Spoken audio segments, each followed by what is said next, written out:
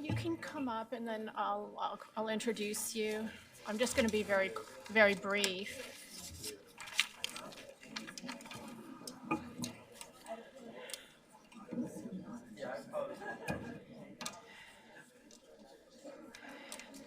Good morning, everybody. Please take your seats. We're going to start our program. Welcome to the Hudson Institute. I'm Nina Shea. I direct the Center for Religious Freedom here at Hudson.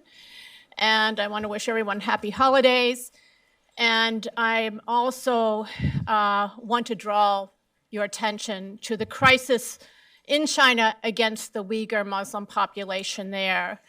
It is one of the worst human rights and religious persecution situations of our day, in fact, of our age. It is both a crisis of religious persecution and of human rights violations of epic proportions. And we'll be hearing more about that through the session today. All people should be concerned, for China, as a rising power, aims to make this a model, not only for other groups within its borders, but is exporting this model. It is of deep concern to me as someone who monitors religious freedom around the world, and I know it is to you here in this room, in the audience. And it is my deep privilege to introduce Ambassador at Large for Religious Freedom of the U.S. State Department, Sam Brownback. He is going to be giving our keynote address in just a moment. I have known Ambassador Brownback for about 25 years when he was in the Senate, and we were working together on other human rights crises, including Sudan, which today is actually a source of hope in the world. So I'm very pleased to see him now in this position as the Religious Freedom Ambassador, someone who has been empowered under this administration and through Congress. And he is really the institutional face of religious freedom as a priority in U.S. foreign policy. His ministerials that he has organized and innovated have brought hundreds, in fact, 1,000 people from all over the world who are deeply vested in religious freedom.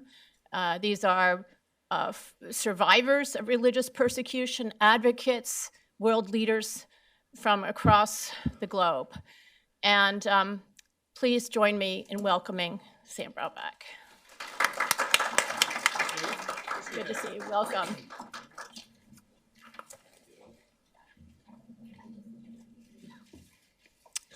Thanks, Nina. I appreciate that greatly. It's a pleasure to be back at Hudson. You'd find this interesting, more interesting than most. I was on the phone this morning with the Prime Minister of Sudan, which was not a normal thing for me 25 years ago when we were fighting the Bashir regime, and they were state-sponsoring terrorism that the United States experienced, unfortunately, firsthand. But I think it does show that if you keep after an issue and you're on the right side, you can win, and you will win. And that I'm very hopeful. It is one of the sources and the places of great hope in the world today. We hope things continue to move forward in the right direction. I also want to thank Hudson Institute for hosting the Vice President and the Secretary of State, Mike Pompeo, at different times to speak here in Hudson regarding China. I think those have been wonderful speeches. I've read, looked at both of those, and I think they offer a template on issues of China and U.S. policy towards China. This administration has been really the first in decades to take on China and the repressive regime.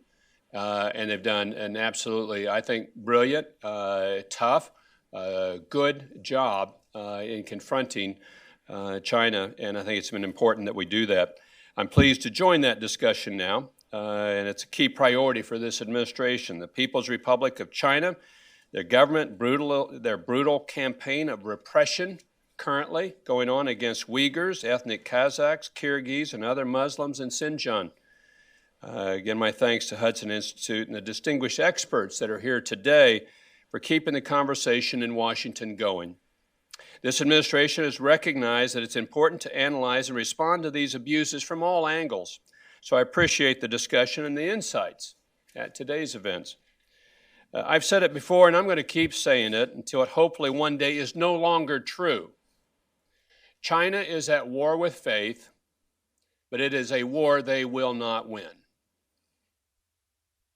In the meantime, while it continues, Chinese government continues to engage in a high-stakes game of subterfuge, attempting to cloak the truth in misdirection and deception about its true intentions and activities, but we will not be fooled.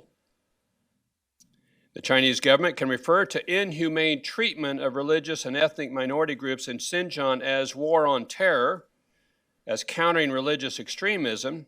It can label its internment camps as so-called vocational training centers and even claim that detainees have graduated. But the evidence is clear. Clearly, this is not just a war on faith, but a war on truth and international norms. And we know the facts. Earlier this year, Ambassador Nathan Sales and I co-authored an op-ed plainly stating that the repressive campaign in Xinjiang is not counterterrorism. It's one more chapter in Beijing's long history of oppression, oppressing Tibetan Buddhists, Christians, the Falun Gong, and there are others. Terrorism is a very real threat in many parts of the world, including in the United States and in China. But conflating peaceful religious practices and identity with terrorism is beyond disingenuous. It's unconscionable. Also unconscionable is imposing pervasive high-tech surveillance and the monitoring throughout the region. Now this, unfortunately, I believe is the future of what much oppression is going to look like. I think you're seeing the front wave of it in Xinjiang. They also preventing Muslims from doing their regular daily prayers or forcing them to consume pork and alcohol and shave their beards, preventing children from attending mosque or studying the Quran, or removing them from their homes and placing them in orphanages, Chinese government is destroying mosques, cemeteries, and other religious and cultural heritage sites. And of course, detaining more than 1 million members of Muslim minority groups in internment camps since April of 2017. In our current day world, in 2019, 1 million Muslim people in Xinjiang are in internment camps. That's really almost unthinkable in this day and age, and yet it exists right now. These are the abuses that the PRC government is trying to hide and deny. So I believe it was a game changer when the Xinjiang papers and the China cables recently came to light. As Secretary Pompeo has said about it, these reports are consistent with an overwhelming and growing body of evidence that the Chinese Communist Party is committing human rights violations and abuses against individuals in mass detention. And in these papers, you saw the background and the thinking of it. These documents reveal that the CCP is orchestrated, and this is not random, it's intentional. Those who may have been inclined to believe the PRC government or who were bullied into believing it can now read these documents and see for themselves the depth and breadth of what's happening in Xinjiang. And if you know anything about China, you also know that the PRC government's campaign of repression is not unique to Xinjiang. In part, that's because the CCP first installed the region's party secretary, Chen Quanguo, and I want you to remember that name, Chen Quanguo, in Tibet, where he tested out a massive grid of physical and technological surveillance. Cameras, police stations, databases, police and security forces. Life in Tibet, including religious life, was forever transformed. Considered a success. Chen took his playbook to Xinjiang, amplifying his tactics on an unfathomable scale. Earlier this week, The Economist magazine noted the parallels between Tibet and Xinjiang and Chen's role in replicating repression. My fear, and I think of the Hudson Institute as well, is that these sorts of replications of repression are going to continue and increase around the world. They need to be stopped now. And so the document's strength, what we know about these abuses, and this administration's ongoing resolve is to respond to them. Importantly, we continue to promote accountability for those who commit human rights abuses around the world. That is why the Department of State has previously designated China as a country of particular concern under the International Religious Freedom Act of 1998 for engaging in or tolerating particularly severe violations of religious freedom. As we all know, such religious freedom violations are hardly the only human right abuse that the PRC government is perpetrating in Xinjiang and elsewhere. But when a country doesn't respect the right to freely practice one's faith and belief, and everything that entails, we often see other rights significantly imperiled. These include the freedom of association, assembly, speech, and the freedom of movement. In addition to the country of particular concern designation that is specific to religious freedom violations, we've seen a multifaceted U.S. response. The crisis in Xinjiang featured prominently at both ministerials that Nina mentioned, as well as at the President's Global Call for Religious Freedom event at the UN, the first ever by a head of state to call for the topic of religious freedom at the UN General Assembly. There was resulting powerful testimony from Uyghur survivors and family members, and 2 consecutive statements of concern underscoring the PRC government's escalating repression against members of religious groups in China. I'm going to stop here in just a moment and note as well, last week there was another testimony on Xinjiang on Capitol Hill, and I ran into 3 young people from Xinjiang who testified. 2 of them told of family members convicted of 7 to 9 years and put in jail for 7 to 9 years for them, the younger family member, out and speaking. So God bless the people from Xinjiang that are willing to speak out. This comes at a significant cost to them personally and to their families. A number of agencies have executed as well targeted actions. The Department of State imposed visa sanctions on Chinese officials for their role in the campaign of repression in Xinjiang. The Department of Commerce added 28 Chinese governmental and commercial entities to its entity list, which prevents them from buying U.S. products or importing U.S. technology that could be used to repress religious and ethnic minorities in Xinjiang. And the U.S. Customs and Border Patrol issued a withhold release order to ensure that products made by a Chinese company in Xinjiang do not end up in American stores. We welcome the role that a growing number of international actors play in calling out these abuses. We want to see more of this in the months ahead and will continue to encourage stakeholders to take up this mantle. A multilateral response is similarly vital. The United States and 4 other countries co-hosted a panel discussion on the margins of the UN General Assembly on the human rights crisis in Xinjiang. More than 30 UN member states attended, along with EU representatives, an OIC delegation, and 20 NGOs. Ultimately, it was standing room only. A truly remarkable turnout. Importantly, several Uyghur survivors and family members addressed the room, bravely sharing their harrowing stories. They provide an eyewitness testimony. This is factual testimony that they provide. This is no longer allegations. These are eyewitnesses. The United States was among 23 signatories to a joint statement on human rights violations and abuses in Xinjiang delivered at the UN Third Committee in October. I'm also working with a group to launch a priority announced at this year's ministerial. It's called the International Religious Freedom Alliance.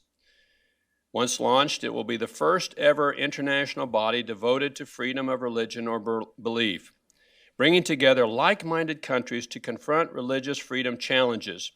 And this will be the first new international human rights organization in a generation. Its focus, again, just on the issues of international religious freedom. We hope to have that stood up and launched the first part of this next year. I'm excited by this opportunity. I'm currently reaching out to a number of countries to bring them on board. As I close, I want to humanize the repression in Xinjiang and elsewhere in China.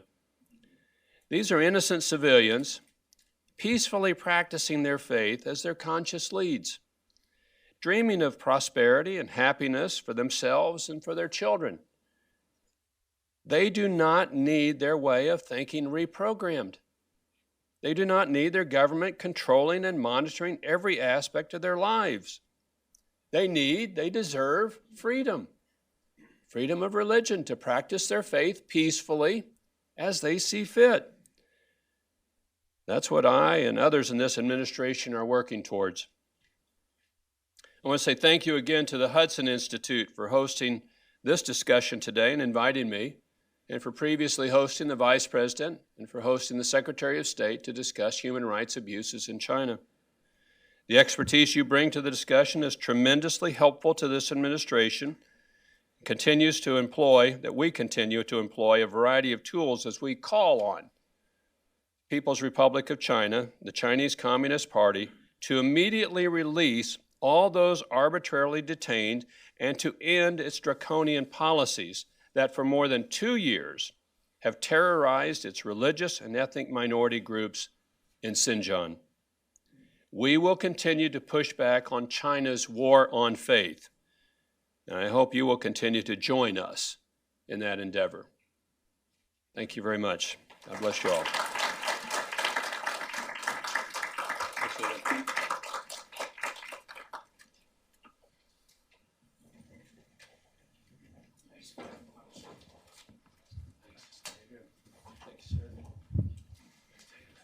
Great speeches, always. Thank you. Thank you so much. So, which order? You can sit there. Okay. In order that way.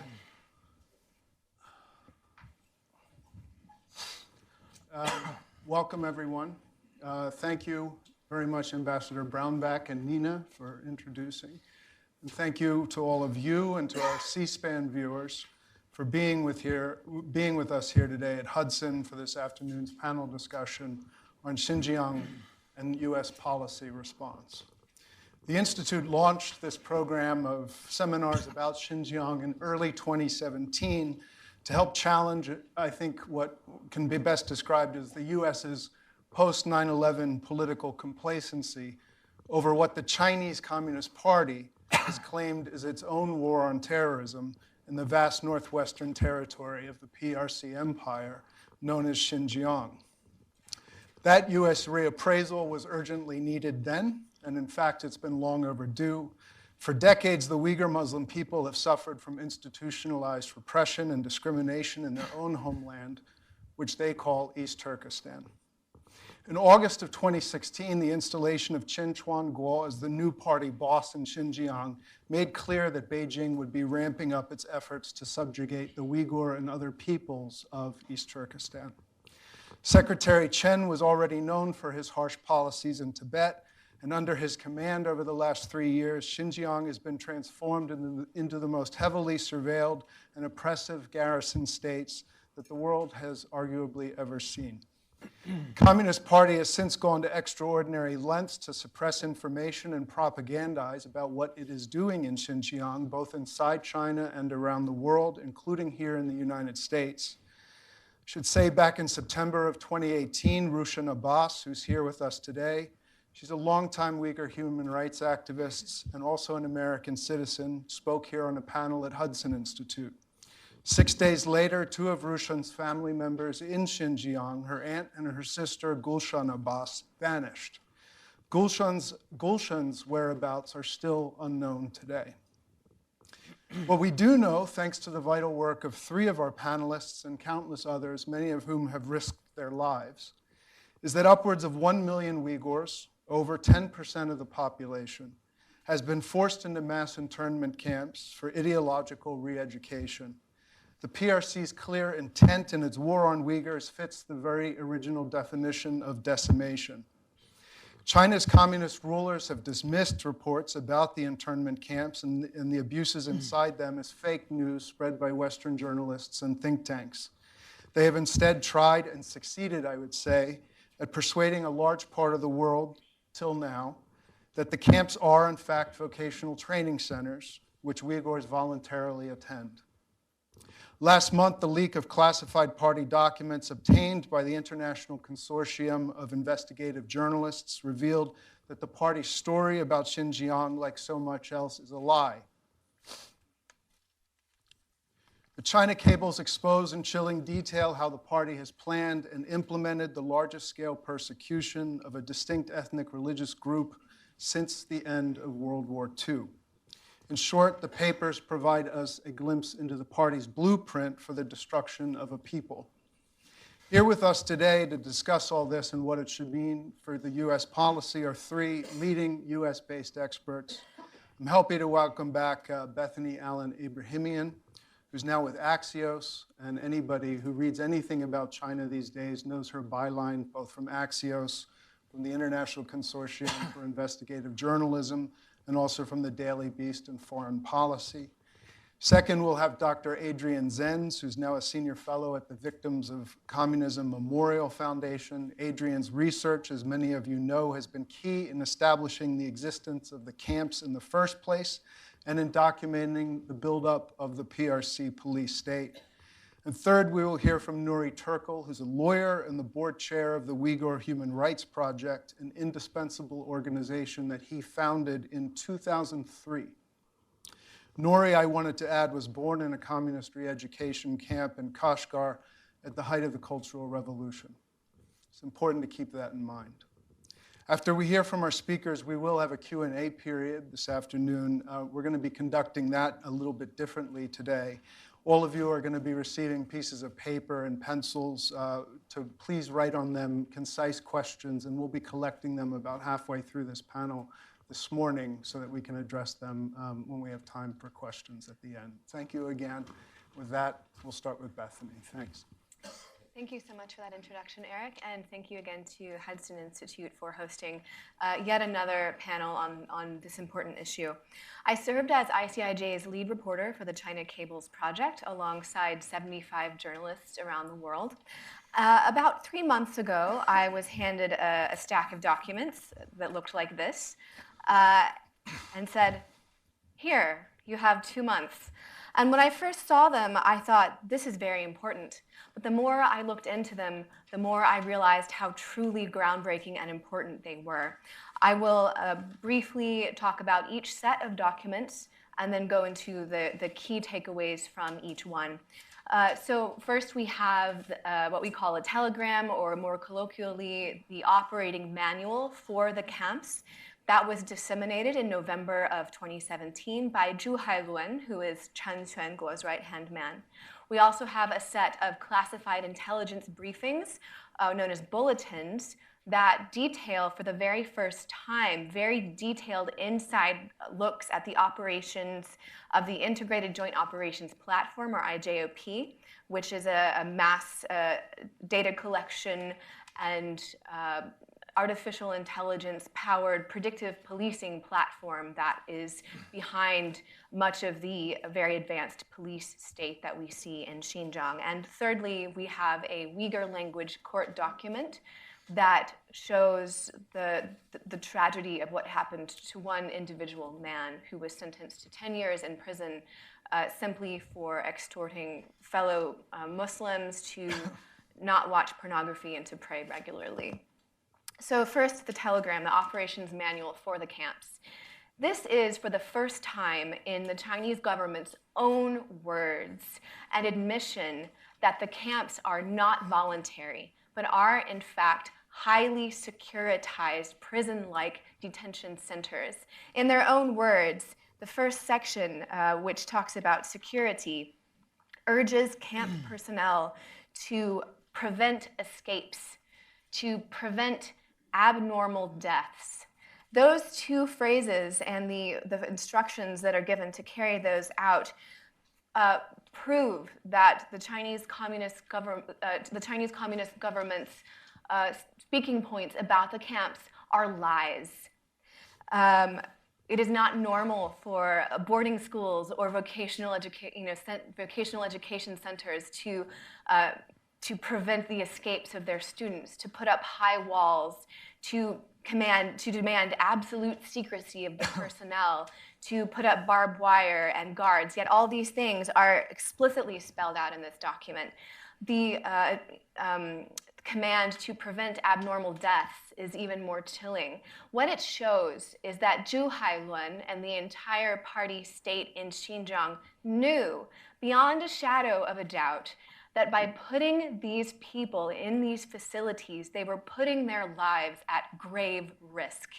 Now, it is a very bare bones, minimal degree of good that the command is to prevent abnormal deaths and not to cause abnormal deaths. What that indicates to me is that at least as of November 2017, these were not at least intended to be mass murder camps. However, it is clear beyond a shadow of a doubt in the Chinese government's own words that the conditions are dire and that the security level and the lack of oversight in these camps is deadly or potentially deadly. A few other highlights, or highlight is not the correct word, more chilling statements from these documents is the use of a classification and point system inside the camps that is sort of a miniature version of perhaps the social credit system. So detainees are awarded or docked points based on their behavior, and that part of those points are awarded based on test scores.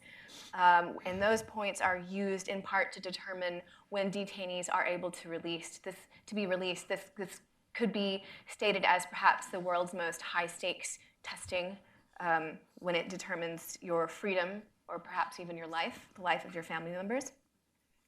And I will highlight once again one of the final commands in the telegram is to maintain strict secrecy.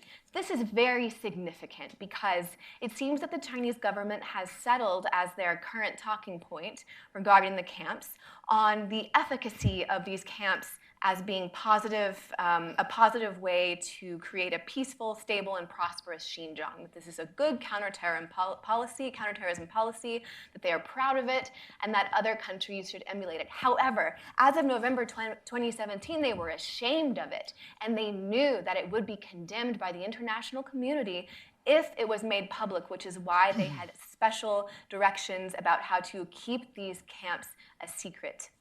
I will move on now briefly to the bulletins, to IJOP. What you have here are the internal workings of how police officers on the local levels in Xinjiang were communicating and even receiving orders from a artificial intelligence-powered pre-crime kind of policing system known as IJOP. One part of this, there's one directive that I sat with for literally hours because I found it so shocking. In the period of 1 week, IJOP, which is again some set of algorithms, right, spit out the names of more than 24,000 people and sent those names to local police departments. In the period of 1 week, more than 15,000 of them were detained and put into camps based on some unknown set of algorithms. This system was determining that these people were suspicious, these people were being rounded up and put into camps based on some computer's designation of them. It is a total violation of human rights. This is not effective policing. It is, without exaggeration, a real-life manifestation of the movie Minority Report. And there was no question. So the rest of that particular bulletin delved into issues regarding this mass, detention in 1 week of more than 15,000 people. And the issues were not, how do we know they're really guilty? How do we know they were actually going to do something bad? No, the issues that were raised were, why weren't we able to detain even more of those people? There were, almost 9,000 people who escaped. Why weren't we able to detain them? So you get an image of this machine that has been set in motion that in a similar kind of industrialized, bureaucratic, highly technical way has enabled, as we saw in World War II, the separation between the morality and the moral obligation of individuals and the actual command. So the police officers aren't having to make decisions. They're removed from that. They're just following their orders, and it makes human rights violations on a massive scale much more possible for the human beings who have been tasked with carrying them out. And I will leave it at that. Fantastic. Real quick before we go to Adrian, do you have a sense of what the Chinese people themselves know about the China cables and about the camps in Xinjiang? I will say that the Chinese government in May denied me a visa to go to China. Because of that, I have not been able to speak on the ground with Chinese people themselves. However, my understanding from reading many reports and having, being able to read Chinese social media, which is obviously highly censored, et cetera, and from speaking with people who are on the ground, is that most Chinese people have no idea of what is going on in Xinjiang. Certainly that was true 1 year ago, that they had no sense that there was any kind of regime of surveillance or mass detention there. Now, because the Chinese government has come out with an official line of propaganda, some Chinese people are aware that there are perhaps some facilities, some vocational education training centers, but they don't have any idea. I have spoken, I've had phone calls with people in China who have tried to spread the word, and their friends and their family members do not believe them because it seems unbelievable. On top of that, I will just very quickly add that there is a deep-seated prejudice and a sense of a regularly practiced discrimination that Han Chinese, the majority, have long practiced against Uyghurs. There are these prejudices and stereotypes of Uyghurs being backwards, being dirty, being criminals. This is not true, of course. However, there is no force to push back against that, and so Han Chinese have a predilection to think that perhaps Uyghurs deserve whatever was coming to them. Thank you. Adrian. Thank you. Thank you. It's a privilege to be invited for the first time at the Hudson Institute. It's my pleasure to be here and to give you a very short presentation titled Internment, Intergenerational Separation, and Involuntary Labor in Xinjiang.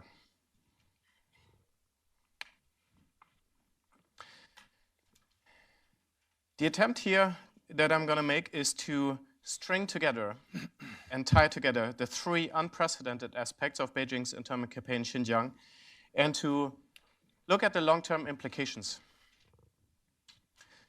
The first is internment for re-education, which we all know about and just heard about. The second is intergenerational separation of parents and children, which is a long-term plan.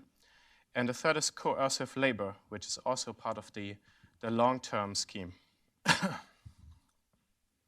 Internment, besides the China cables and the Xinjiang papers, which gave the overall idea of the internment strategy, more localized information gives us some very specific insight into how internment works, but also what it does. What is really the purpose of the internment for re-education? Interestingly, the available data shows, and this is published in my paper that came out on November 24th, at the same time as the China cables leak, that the internment campaign for re-education has clearly targeted influencers in society. We already know about academics, party members, musicians, artists, and intellectuals being targeted. On the ground, it's really household heads, typically males, especially ages 30 to 59, with a higher representation than they are represented in the overall population. In minority villages, certain villages, there has been internment shares of up to 50% for household heads, meaning every other household head is taken into internment. For sons, it's 20%. Again, sons, males, are in Uyghur culture more influential. Wives and daughters, only 3 to 4%. Yeah? Total internment shares in select Uyghur regions in Yarkand County range between 8.4 to 28.4%, a wide range, a massive share, underlining what we had been surmising and suspecting and thinking and believing. We have here in internment a clear strategy of a long-term coercive change of minority societies. So even though parts of the internment are winding down, as China itself says, some persons are being shifted out of internment to the next phase, which they call release. There's a long-term plan behind it. It's important to keep in mind the long-term plan behind internment and who they have targeted, who they have been breaking, because re-education is really a breaking of people on the inside and trying to change them forever, if that should be possible to break the human soul. The second aspect I have to go very briefly here is intergenerational separation, a massive increase in the government's capacity and ability to shelter children, minority children, full-time in boarding facilities from young ages. And the third one is involuntary labor. This particular spreadsheet entry showing the construction notice for 16 factory blocks on the grounds of a vocational internment camp, over 30,000 square meters, approximately 300,000 or 290,000 square feet. These factories, of course, come in all kinds of shapes and sizes. They might be inside internment camp compounds. They might be next to them, in fact, in industrial parks. They might be in completely different locations. But the interesting aspect here, again, is how involuntary labor is a tool of coercive social re-engineering, including through intergenerational separation. One example touted by state propaganda is satellite factories who have nurseries for even infants.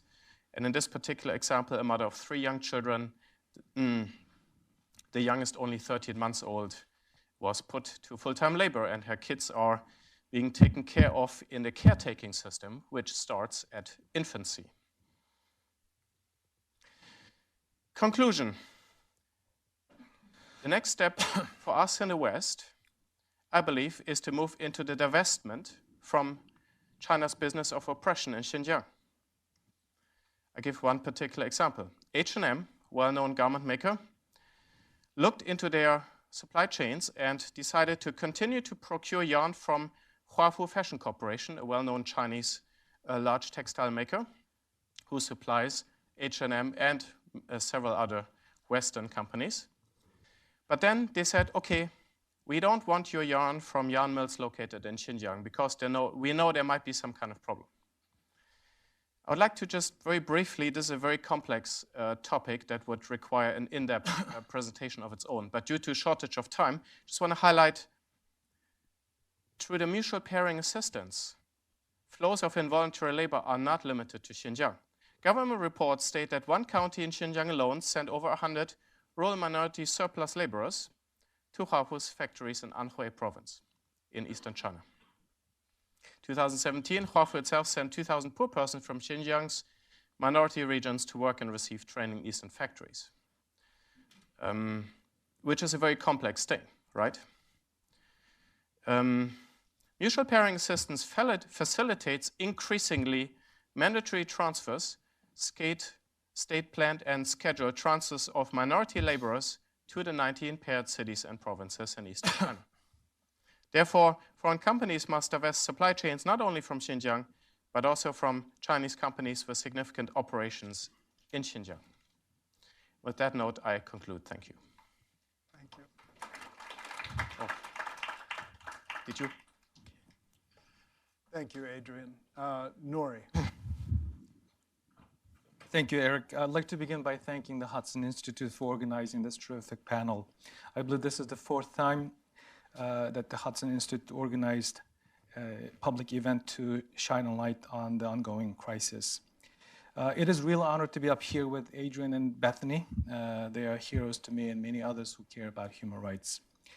My remarks will focus on 3 key issues related to the recent leaks to the New York Times and ICIJ.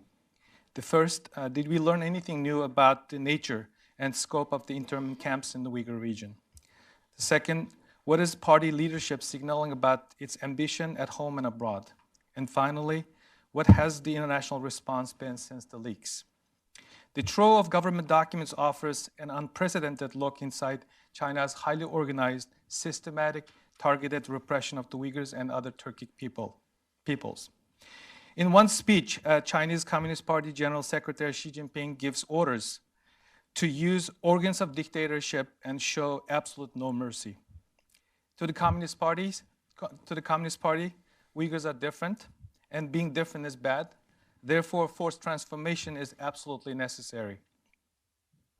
The Chinese government does not publicly admit this, but its leaders clearly see both Uyghur identity and religion as inherently disloyal. As such, a potential threat to the state security and Communist Party's continued rule.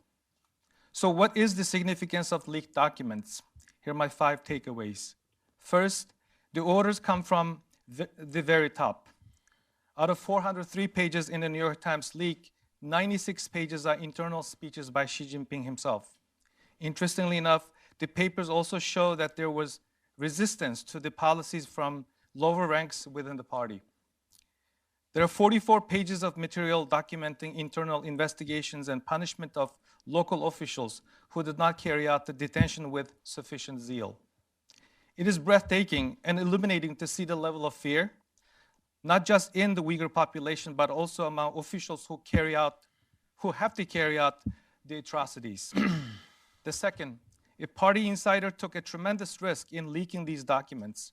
The whistleblower specifically told the New York Times that they hoped that Xi Jinping would not escape culpability for mass detention. Just 2 days ago, new reporting documented an intense investigation and tightening of information since the leak. Abduveli Ayub, a Uyghur linguist in exile, and his wife's entire family were taken away just days after the New York Times piece was published. He said that family had no connection to the leaks. The third, the leak is hard evidence of the Chinese government's intentions. Uyghurs have been telling the world about their experience for more than 2 years, but their stories were met with skepticism in some cases. Now we have proof of China's intent on systematic punishment and indoctrination. And also the papers prove that the all-out assault on the entire population is an explicit order. Xinjiang Party Secretary Chen Quanguo says, "Round up everyone who should be rounded up." This is a plan for wholesale and mass crimes. The papers also document a pattern of dehumanization, a well-known precursor for crimes against humanity and genocide. Xi Jinping defines all normal, everyday expression of Muslim identity as extremism, which he likens to thought viruses and a contagion. So basically what they are saying is that the Uyghur population has this disease that requires cure from a periodic painful treatment through intervention. Fourth, the Chinese government methodically tried to hide what it was doing from the Uyghurs in the region. The government knew that the Uyghurs would be horrified and desperate to find their missing or detained relatives. So the government prepared a script and made sure that students knew their missing family members would face even worse torture and misery if they were to complain. The government also tried to hide what it was doing from the world because it knew that the world would be horrified to find out what was happening. As early as May 2014, Xi Jinping anticipated international criticism and told officials to ignore it. He said, "Don't be afraid if hostile forces complain, or if hostile forces malign the image of Xinjiang." Fifth and finally, the documents use the word "jirong," meaning concentration, showing that the Communist Party intended to detain individuals for the purposes of collective punishment, transformation, because of their race, ethnicity, religious practices, and political beliefs. This makes it reasonable and appropriate for us to use the term concentration camps. So what has the international response has been? Sadly, not much. The main reason is that China has been successful in buying silence through diplomatic pressure, economic incentives, and coercive methods. Governments, businesses, and international organizations fear the consequences of annoying the Communist Party. Last week, the Turkish foreign minister told the parliament that his government won't stay silent on the Uyghur issue. The United Kingdom, Germany, the EU, and Australia have spoken out requesting unfettered access to the camps. And that's pretty much about it. No country has announced sanctions. No country has recalled an ambassador. No country has canceled a trip or tabled a resolution at the UN.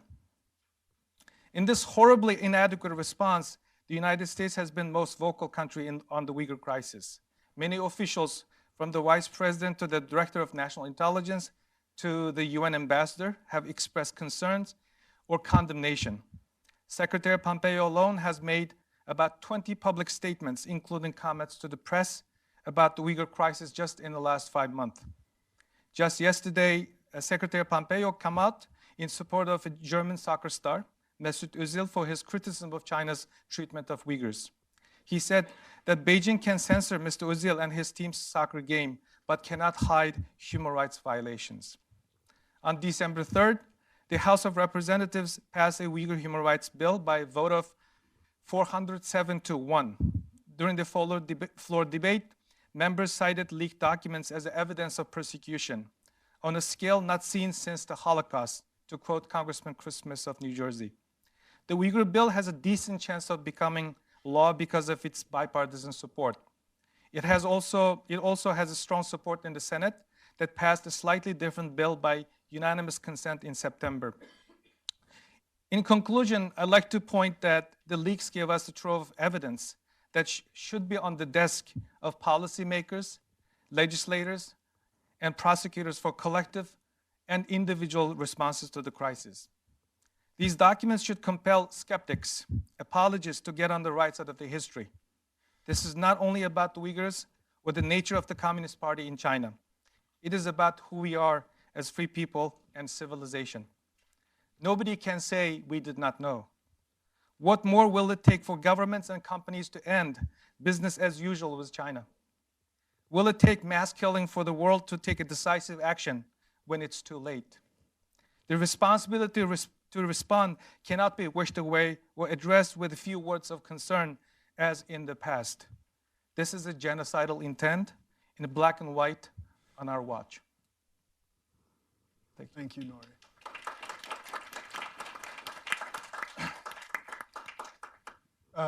Adrian, while I try to digest some of these questions, I know you've done some recent analysis about the actual infrastructure behind the camps. And how many camps are we talking about today in your assessment? The classified document about the management of the camps mandates the establishment of an administrative infrastructure of vocational training center management in every county administrative unit of Xinjiang, regardless whether Uyghur minority or Han majority. And based on all kinds of other evidence, I would uphold my first estimate from 2018, for which we now have more data points, that on average, at least every township in Xinjiang has some extrajudicial internment facility, be it a education through transformation camp or a vocational training education center. And in some cases, we have evidence that townships have at least both of them. And I would add the regular detention centers on top of that as institutions of extrajudicial internment, giving us a rough count of 1,300 plus. 1,300 plus. Yes. And that does not include prisons, because those are part of the formal criminal system. These are only institutions of extrajudicial internment where people are put without formal court proceedings or a means of appeal. Thank you. A question, I think, for Bethany. What do you think about the similarity of the crackdown against Falun Gong and Uyghurs? Has CCP been perfecting their tactics in their continued persecution of minority groups? I think that the US and other governments have made, and not just governments, but analysts and journalists have made a pretty significant mistake in mostly ignoring what has happened in the past 20 years to the Falun Gong and also to Tibetans, both in Tibet and outside of Tibet. what you saw were some early indications and early patterns and practices that the Chinese Communist Party used to suppress entire people or religious groups. And by ignoring that, we ignored valuable information about the workings and the thinking of the Communist Party. And we also kind of essentially gave them a green light, saying, oh, we don't care that much what happens to small groups or minority groups. There are some similarities to what happened to the Falun Gong, but what you did not see with the Falun Gong in China were the mass construction of, camps in this way. So there are some differences. Thank you. Question for perhaps all of you, because I know all of you have experienced this. Any advice for countering Chinese pro-regime trolls on social media who seek to deny the facts about the internment camps, or at least cloud the issue and muddle it? I was just tweeting about that yesterday, Yeah. literally. I have seen a remarkable uptick in the number of Twitter accounts who, now every time I post about Xinjiang, which is all the time, it's just most of the responses are by all these different Twitter accounts that are denying that they exist or doing, whataboutism with the United States or things like that. I don't think that can be dealt with on any kind of individual level. What needs to happen is that Twitter and Facebook as well need to continually do what they announced that they did a number of months ago, which is to track and shut down these accounts and to be public about it and to make announcements every time they do that. That's really the only effective way to counter this kind of obvious disinformation campaign. I think Twitter is already having some success. I see a noticeable, at least for myself. Maybe it's different for us, but maybe they get onto you late. But they latched onto me, starting, interestingly, with the parent-child separation article in July. I think that hit a particular nerve.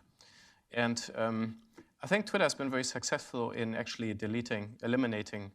I get every week I lose about 60 or more followers. Of course, I gain many more, but and at least 2/3 of them are temporarily are closed down by Twitter. Yeah. And I think they're very easy to discern. They have a limited number of followers. They don't use real IDs. They often copy and paste the same thing. Like if you search for Xinjiang in Twitter, linear in time, you spot them in no time. And I think these Twitter and others are getting much better in targeting these bots with automated scripts, which really shouldn't be that difficult. Can I make a... Please. Two additional thoughts. One is be mindful about the Chinese government's effective disinformation campaign. When you go onto Facebook or Twitter, anytime when somebody publishes something, they just unleash whataboutism and the counterterrorism claim. Even just last Friday, when this soccer player that I referenced in my speech tweeted out a very powerful message, he had been trashed left and right all over the place. He has 25 million followers on the Twitter. So that's one thing to be mindful. And the second, I think tech companies have responsibilities. They should find a way to filter out messages helping the Chinese to disseminate misinformation. For Nori, how do you evaluate President Trump's policy toward CCP on human rights issues? And an add-on question is Uyghur Human Rights Bill. What are your hopes and concerns about that and its success in the Senate? I get this question quite often. I've learned to pay attention to what Trump administration does than what President Trump says in public. The records are very clear. As I pointed out, Secretary of State mentioned Uyghur issue in public, major speeches and media interviews at least 20 times in the last 5 months. So everyone from the senior leadership level, including Sam Brownback that we saw today and hear powerful messages, have been speaking out in unprecedented level. So I don't focus too much about what President Trump says or do on his capacity. On the Uyghur bill, the United States Congress has been extremely supportive in the last 2 years. specifically under the leadership of Senator Rubio and Representative Christopher Smith. The bill that has been considered currently has a pretty good chance because as you look at the record sponsorship and the enthusiasm, the genuine interest to get this bill passed, it's just a matter of time. I think the United States Congress should have more than one bill. There should be other bills covering the other issues, including the forced labor. So if you wanted to help the Uyghur bill to pass, call the Senate Majority Leader Mitch McConnell and Minority Leader Chuck Schumer to ask them to put this bill on voting. Thank you. I had mentioned what I believe to be the political complacency about China's war on terrorism after 9/11 at the beginning. But my question, I think, for all of you, or this question for all of you, is why is the world not recognizing this as a genocide? Also, why is the world ignoring the fact that repression is a result of China's occupation of East Turkestan and its systemic colonization of that region? Adrian? Okay, I get started. The problem is what China is doing in Xinjiang is in some ways very sophisticated. Not a lot of blood is shed, although some for sure. I mean, a lot more than should, but the world has yet to truly and fully define genocide in a form of the extinction, not just of physical lives, but also of identities. There are some help terminologies, such as cultural genocide, etc. Some other terms, like ethnic cleansing, that are quite difficult to use because they can refer to huge population transfers, to mass killing, or to other things, to a whole range of inconsistent things. And I think it's high time, it's really the job of multilateral institutions, such as the United Nations and others, to really take this seriously and to come up with clear definitions and terms and lists, and then to apply them, to match them, and to also follow up, to keep track with what's going on in the world. If there's new forms of atrocities that are new mass attacks on identity and humanity, the multilateral community and these institutions, they have to keep on top of this and not just be a red tape bureaucracy that sort of trails behind by 10 to 20 years. I think it has also it has something to do with people not knowing actually what is happening to the Uyghurs in a general sense, in general public. And also, I think there's a lack of leadership in various capitals to take up this cause. At the height of the Nazi Germany, they were holding about 700,000 people. So compared to that number to what is happening to the Uyghurs, it is bone-chilling. And yet it has not driven any necessary attention. Legal scholars should look at the actual definition and the thought, the thinking, and the practice of the Chinese government, and drawing that conclusion is not that difficult. So we're looking for some leader to take up this cause. And as I pointed out, what we have is evidence. The method is clear, the thought process is clear, formulation of these policies and implementation is pretty clear. I think this is a serious crime that has been substantiated with the recent leaks that provided hard evidence. Bethany? I'd like to add a couple points to that highlight there's two different, I would say, systemic causes for the lack of government reaction to China's campaign of cultural genocide. First of all, is that China itself has massive economic might, and the Chinese Communist Party has spent the last 15 years, and especially the last perhaps 10 years, waging explicit campaigns to turn that economic power into political power and into geopolitical power. The most obvious manifestation of this is Xi Jinping's signature foreign policy initiative, the Belt and Road, which they present as an economic initiative, but it is in fact, more importantly, a heavily geopolitical initiative to make many governments around the world economically dependent on China, than to turn that leverage into political leverage. And that has been, China has leveraged that in this specific case. the question has frequently been asked, why are the governments of Muslim majority countries not speaking out about this? It's not because they hate their own people. It's because those countries in particular are particularly dependent upon China for infrastructure investment, for trade, for loans, etc. So this is, I would say, perhaps the most important difference between this particular campaign of cultural genocide and, say, Myanmar's, in which they actually did kill, at least one number I've seen is 24,000 people, and hundreds of thousands were forced to leave their homes. It was easy for many governments to condemn that because no one looks to Myanmar as a political model, and basically no one is economically dependent on it. So there's that level. Another thing has not very much to do with China itself and has much more to do with Islamic terrorism.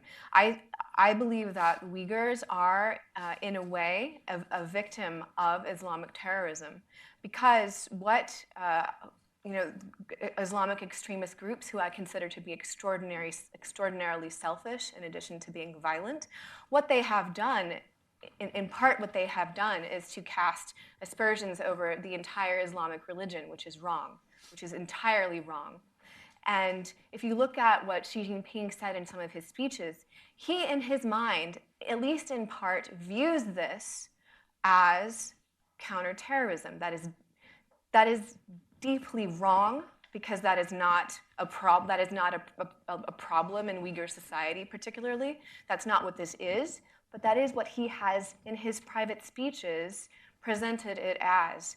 So what I'm saying is that one reason that many Chinese people hold deeply Islamophobic sentiments towards Uyghurs, and one reason that many countries in the world, and just generally populations in the world, have been less inclined to leap to the defense of Muslims, is because of the deeply harmful things that Islamic extremists in the world have done.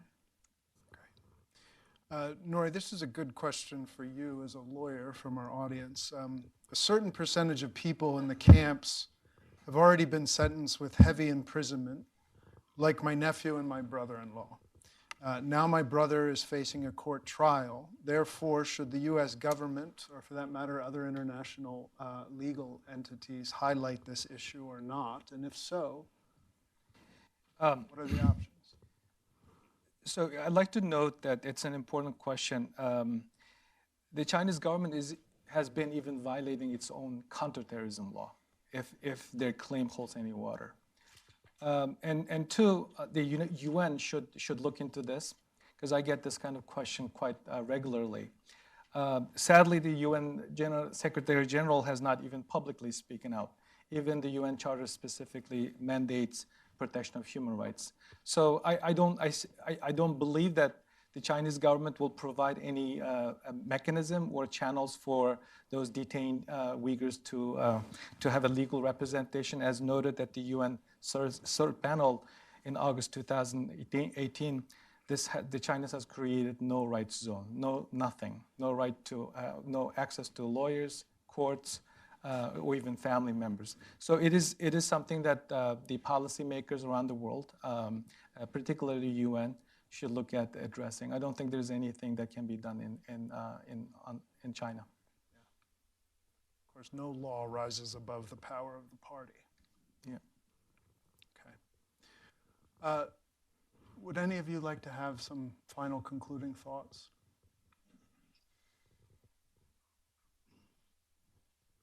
Please. Yes, I think it squarely is time to move the focus, not the effort, but the focus away from questions about evidence, which we now have abundantly, of what exactly is going on, and to really shine the spotlight on the international community, on national governments, including this one here, on unions or leagues of nations, be it NATO, but especially the United Nations, be it leagues within the Islamic world.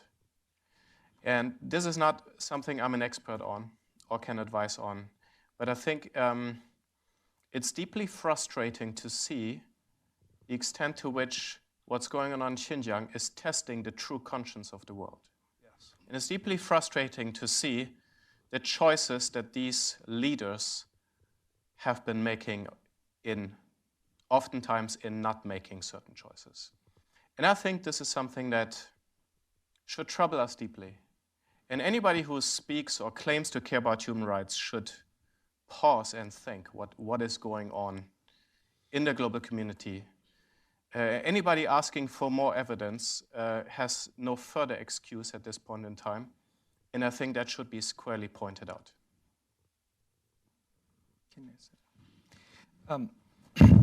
It is not only disappointing but disheartening that some Muslim countries have been on the side of the Chinese government, where their religion has been likened to mental illness. And there's an evidence now that they have been wholesale attack on Uyghur Islam. And then two, this needs to be understood that the United States government did not create this problem. The Chinese have been very effective creating this false division, pro-camp against camp situation, as you have noticed in the joint letters published in July.